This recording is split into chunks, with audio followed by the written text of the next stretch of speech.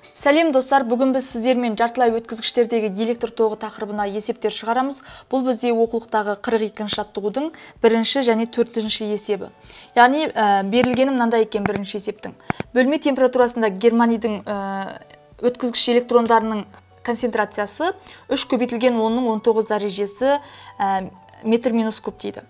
Өткізгіш электрондарының саны атомдардың жалпы санының қандай бөлігін құрайды дейді. Германийдің тығыздығы беріліпті, молдық массасы беріліпті. Бірінші берілгенін жазып алайық.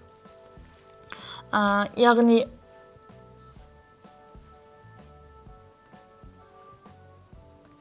концентрациясы 10-ның 19 дәрежесі метр минус 3 және тығыздығы берілген 5400 килограмм бөлінген метр куб және молдық массасы беріліпті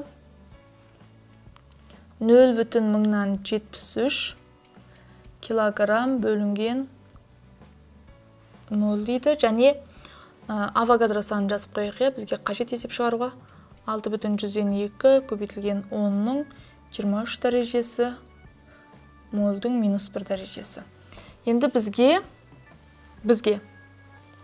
табу керек өткізгіш электрондар санының атомдардың жалпы санының қандай бөлігін құрайтынын табу керек. Яғни электрондардың санын N-E деп алсақ, жалпы атомдардың санын N деп алсақ, яғни осы қатынасты бізге табу керек. Енді бізге концентрация берілген. Концентрация берілсе, концентрация арқылы алдымен сандардың, электронның саны мен атомдардың санын белгілеп алайық. Яғни NE бөлінген N, яғни концентрация дегеніміз бірлік көлемдегі неді? Жаңағы саны болатын бөлшектің.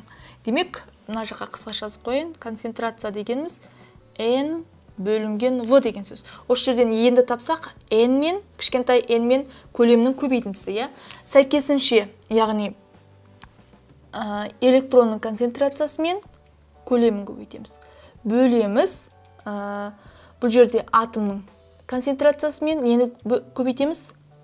Көлемін көбейтеміз. Сол кезде мына V-лар не істейді бізде? Қысқарады. Сәйкесінше біз электронның концентрациясын атомның концентрациясына бөлу арқылы мына қатынас не істей алады екенбіз? Есептей алады екенбіз. Енді NE бізге белгілі, бірақ N бізде жоқ. Біз соны табайық. Енді N-ді табу үшін алдымен зат мөлшерінің формуласына байланысты бізде мынандай формула бар болатын. M бөлінген M дегенімізде зат мөлшері, N бөлінген NA дегенімізде зат мөлшері. Яғни осы қатынас бір-біріне қандай еді? Тең еді. Осы жердегі массаны тығыздық пен көлемнің көбейтіндісі қылып алайық. Сонда массамыз не? Ол тығыздық пен көлемнің көбейтіндісі. Енді орнына қойсақ, ρ көбейтілген V бөлеміз M-ға тең болады N бөлінген NA. Маған енді концентрация керек болып тұр. Демек, мына V-ны келесі жаққа өткізсем, онда N бөлінген V-ның қатынасы менде нені беруші еді? Концентрацияны беретін. Онда ρ бөлінген M-ді қалдырайын. ρ бөлінген M тең болады N бөлінген V көбейтілген не? NA, авогадро саны. Енді мына қатынас менде концентрацияны берді. Сонда бұным тең болады N бөлінген NA-ға. Осы жерден N-ді өрнектеп алсам кішкентай, ол ρ мен NA-ның көбейтіндісін M-ға бөлгенге тең. Яғни ρ көбейтілген NA бөлемін молярлық масса үлкен M-ға. Енді N-ді таптым. N менде белгілі, ρ бар, NA ол тұрақты сан, M бізде берілген. Демек, мына қатынасты мен есептей аламын деген сөз. Онда NE бөлінген N тең болады. NE-ні қалдырайық, яғни электронның концентрациясын қалдырайық, ал атомдардың концентрациясының орнына ρ көбейтілген NA бөлінген M болып тұр, бұл жерде. Бөлінген M демек бөлшектің бөлігінде болатын, ол енді несіне көбейтіледі? Алымына көбейтіледі. Көбейтілген м болды деген сөз.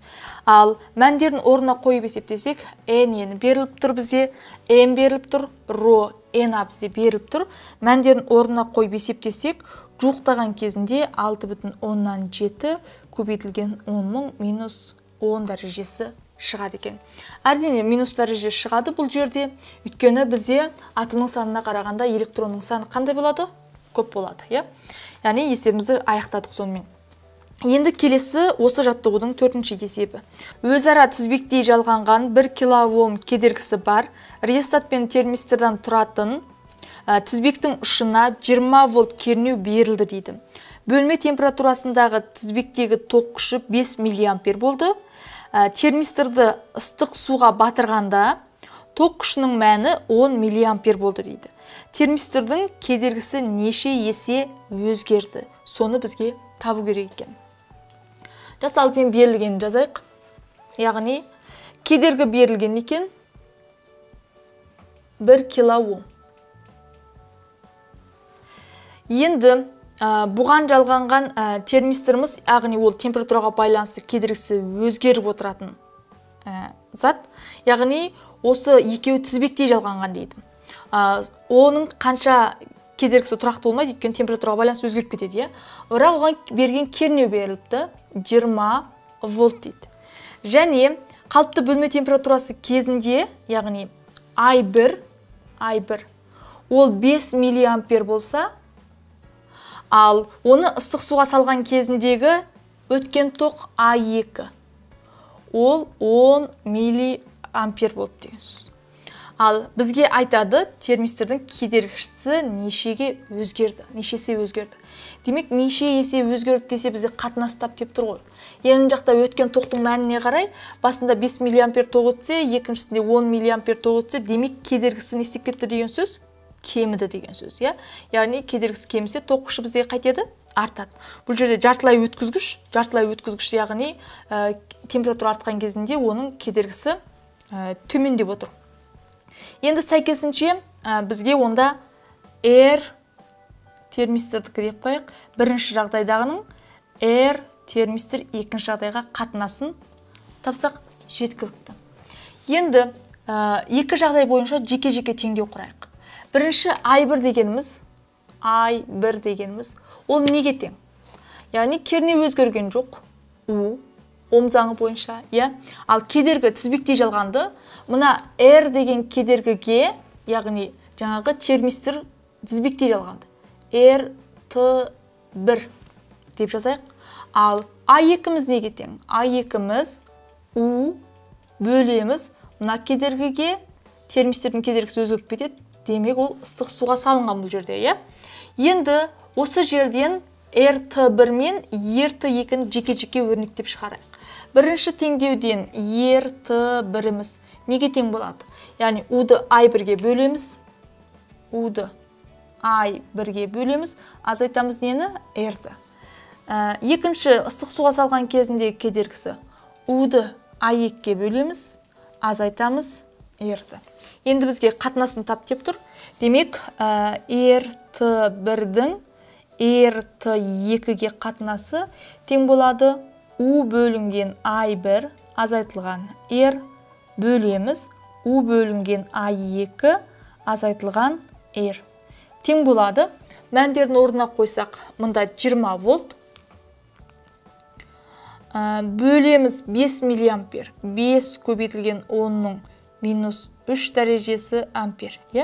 Азайтамыз бізде 1 килоом. 1 көбейген 10-ның 3 дәрежесі ом. Бөлімінде 20 вольт. Оның енді астында бізде I2-міз 10 миллиампер. 10 көбейтілген 10-ның минус 3 дәрежесі ампер. Азайтамыз 1 көбейтілген 10-ның 3 дәрежесі ом. Сонда есептейтін болсақ, 20-ны 5-ке бөлсек 4, 10-ның 3 дәрежесі 4 көбейтілген, азайтамыз 1, 3 көбейген 10-ның 3 дәрежесі, мына жақта 2, азайтамыз 1 болады, сонда мәні 3-ке тең болады екен. Нәтижесінде, яғни R-T1-іміз тең болып тұр 3 еселенген R-T2-ге. Яғни Сонда ыстық суға салған кезде термистордың кедергісі 3 есеге не істеген болып тұр? Кеміген болып тұр. Нәтижесінде тоқты жақсы өткізе бастаған. Балалар, бүгін біз сіздермен жартылай өткізгіштерге есеп шығардық.